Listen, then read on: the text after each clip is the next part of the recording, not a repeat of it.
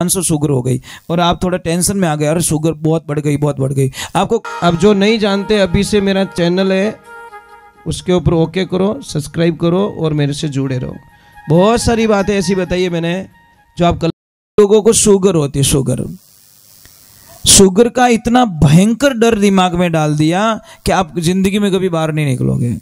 जबकि शुगर का इलाज आप बहुत इजीली कर सकते हो, खुद कर सकते हो, कहीं जाने की जरूरत नहीं है साहब।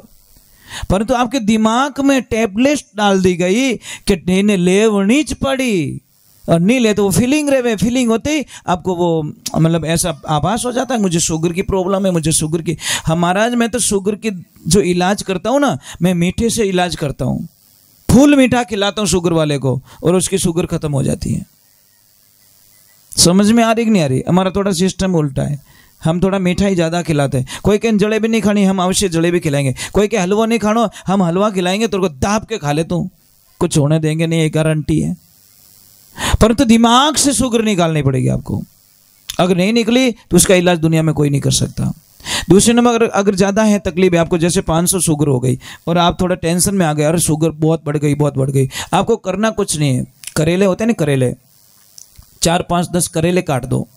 करेले को काट के छील के एक परात में डाल दो, परात में थोड़ा सा पानी डाल दो और उस आदमी को बोलो जिसको शुगर का लेवल बहुत बढ़ गया, 400 500 हो गया है, आप उस करेले के ऊपर उसको बोलो और जो आटो गूंदे जो उसको गूंदो, मंथते और मतते रहो।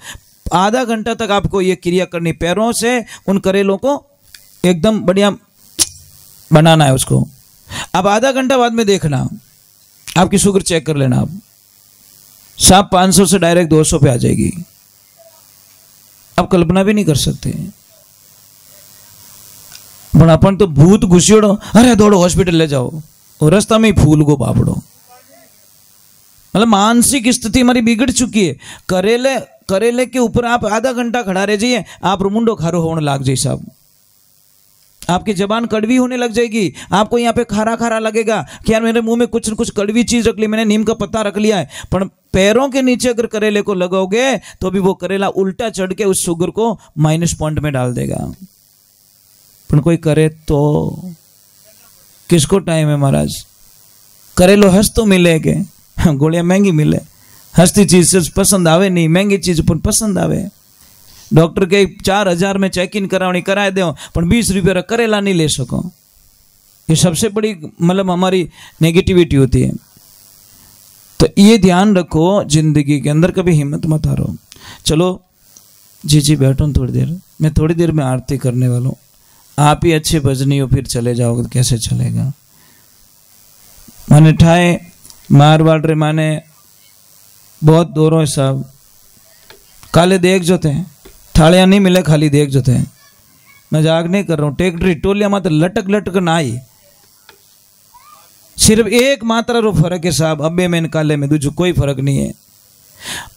ब ज न कितना अक्षर रिया? 3 रिया, ब ज न, कोई मात्रा है इनमें?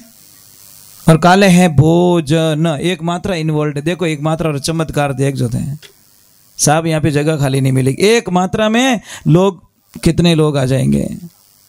इतनी भूख अगर भजन की लग जाए, उस दिन आपके जीवन में कल्याण हो जाएगा।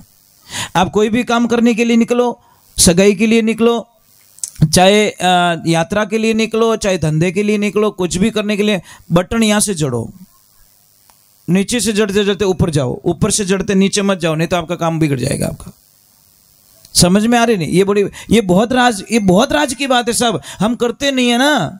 बटन ऐसे जड़िए, आप जड़ते जड़ते ऊपर जाइए, देखो आपका काम हो जाएगा। और ऐसे जड़ दिया, आपका काम फेल हो जाएगा। ये बात बहुत छोटी है, बात बहुत छोटी साहब, परंतु काम बहुत बड़ा करती है, ये ध्यान रखें। तो चलो हम चलते हैं, माता रानी का भजन गा लेता हूँ, माता जी रो, ठीक है? फिर बाद में देखो आगे हरी इच्छा। बैठे तो थोड़ा बहुत, परंतु अभी वो जो हम आनंद ढूंढते थे वो थोड़ा मुश्किल रहे बड़े, पर कोई बात नहीं, जीव मारी इच्छा बस। हम तो बड़े शौक से आए थे कि, और मुझे अभी किन्हों ने बोला भी था कि मैं 15 साल पहले यहाँ पे आया हुआ हूँ। आपने बोला था ना, शायद सत्संग तो बाबूलाल जी के वहाँ पे की थी मैंने, परंतु यहाँ पे आया था, मुझे याद भी नहीं है, पर इन्होंने याद दिलाया मुझे। बहुत अच्छी बात है कि आपने याद दिलाई मुझे। बोलिए श्री भगवान की, बोलिए आई मात की, बोलिए नव दुर्गे मात की। अगर किसी की सगाई नहीं हो रही है, चाहे लड़का हो चाहे लड़की हो, परेशान हो गए हो सगाई के, मैं इतना इजी इलाज बताता हूँ साहब, अगर विश्वास है तो आपका काम 100% हो जाएगा, अगर विश्वास नहीं है तो फिर कुछ होने वाला नहीं है। हमारे जो भी उपाय श्रद्धा के साथ में करने पड़ते हैं, विश्वास के साथ में करने पड़ते हैं। कुछ नहीं करना। जैसे लड़के की सगाई के लिए आप परेशान हो गए हो, चाहे लड़की की सगाई, अगर लड़के की सगाई नहीं हो रही है और परेशान हो गए हो आप, तो आपको करना कुछ नहीं है। जैसे आप ही के परिवार में किसी भी लड़के की सगाई तय हो गई है, फाइनल हो गई है, ठीक है, तो आपको कुछ नहीं करना है। अपने उस बच्चे को बोलना है कि जा और जिसकी सगाई तय हुई है उससे हाथों में मेहंदी लगवा के आ जा, बस, दूसरा कुछ मत कर, कुछ मत कर। अगर लड़की की सगाई नहीं हो रही है तो लड़की को भी उसी के पास में भेजो और उस लड़की को बोलो जिसकी सगाई हुई है वो उसके हाथों में मेहंदी लगा दे, जिसकी सगाई नहीं हो रही है। देखो चमत्कार हो जाएगा। कल्पना नहीं कर सकते कि महाराज मजाक मजाक में हमारा काम कर दिया आपने। तो बहुत सारे सिस्टम बताए अपने वेद पुराण पढ़ना सिस्टम, टाइम कटे भाई। अब तो थारी मारी करो कि नहीं, हगैया तोड़ा नहीं रहे तो फटाफट तोड़ाए तो धनाधन।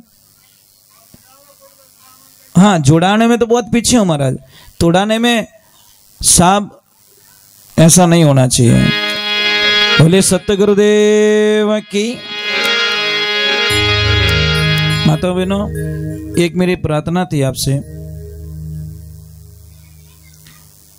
आप अपने पतिदेव से प्रेम करते हो? कौन कौन चाहते हैं कि आपके पति की उम्र लंबी हो? उसो हाथ नहीं करे जो आटा कहा डिपक की बात है। हमारा टारगेट की इनकी खराब दिखे हो। साहब यही तो प्रॉब्लम है। ये करवा चौथ का व्रत रखती है, हम लोग पूछते जीजी माता ये करवा चौथ का व्रत क्यों रखा? कि महाराज मर पति की उम्र लंबी रही। देख जो वहां चौथ के दिन ये अपने पति से इतनी मीठी बोलती है, इतनी मीठी बोले, इतनी फूटरी बोले, अने पोचमरा बापड़ा आटा काट छोड़े। अबे ए एकाशना कहीं कामरा बोलो, क्यों भूखा मरो भाई? व्यवहारिक बात है ना। जैसा चौथे दिन है पांचमरे रहो, छठरे रहो, सातमरा रहो, तो उन व्रतों को कोई फल मिल सके। नहीं तो एक दिन अच्छो रेवणो। शास्त्र में लिखियोड़ो भूखा मरने उम्र नहीं बढ़े, उम्र बढ़े मीठो बोलने। पतिदेव ने आप इतना मीठा बोलो पछे हुकोड़ो टुकड़ो देवो ने तो पति ने लागी 5 पकवान, अने कड़वा बोल अने 5 पकवान जिमाओ तो भी लागेला जहर, के मेरी थाली में जहर लेके आई है। इसीलिए ये जिंदगी में छोटी बातें होती है पर बहुत बड़ा काम कर लेती है। एक अच्छी बेटी की पहचान क्या है? एक संस्कारवान बेटी की पहचान क्या है? वो लड़की कभी जिंदगी में ससुराल की बातें पियर में नहीं बताती, वो एक अच्छी संस्कारवान लड़की होती है साहब। इसमें कोई शंका नहीं है। वो पढ़ी लिखी लड़की यही तो करती है कि मैं कुछ भी हो जाए मैं मेरे परिवार का मामला खुद सॉल्व करूंगी, पर मेरे पापा मम्मी तक ये बात नहीं पहुंचाऊंगी। एक अच्छी संस्कारवान लड़की कहता हूं। और अच्छी मां कौन होती है? जो कभी भी बेटी को ससुराल की बातें ना पूछे। अच्छी मां कभी नहीं पूछेगी। अगर कोई बात बोल भी दे तो बेटी को समझा लेगी, बेटा कोई बात नहीं, थोड़ी शांति रख, तेरे घर में अच्छा हो जाएगा। मां हौसला बंधाती है, अच्छी मां। और गंदी मां क्या करती है? बेटी ने रोज दिन में 3 बार फोन करे, बेटा थारा होजी तंग करे नहीं है, थारा ससुर जी कहीं कहवे नहीं है, थारा ननद भाई साथ ने कहीं कहवे नहीं है, थारा देवर जेठ कोई कहवे या पावणों की कह दे तो मने बता दीजिए, मैं सबरा धुआं काट दूं, मारो नाम पौन की है। ये पौन की क्यों पिपाड़ियों बजावे? कहीं भलो कर दी थारी बेटी रो तू। बेटी को इस लेवल पे ले जाके छोड़ रही है।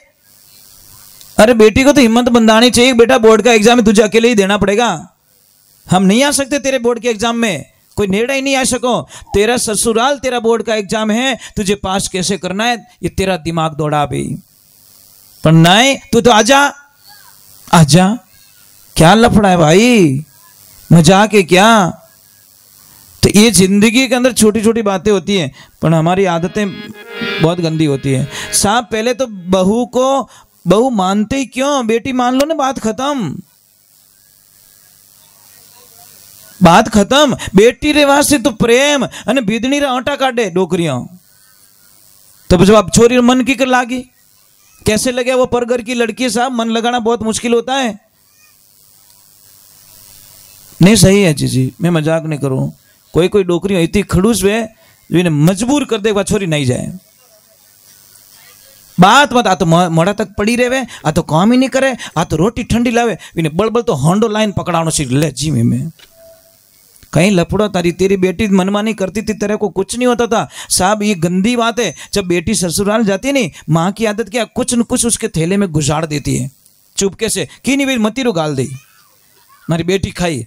और जब बहू पियर जाती तो बहू का बैग चेक करती है छाने छाने कि किन की ले जा रही है। धिक्कार तेरे जीवन को। ये घर ऐसे टूटते साहब। अरे सासू माँ बनो तो ऐसी बनना कि तुम्हारी बिदनी 4 दिन रो पियर का जाए केविन जावे, 1.5 दिन में पाची आनी चाहिए, मम्मी थोड़े बिना मन नहीं आवड़े बस।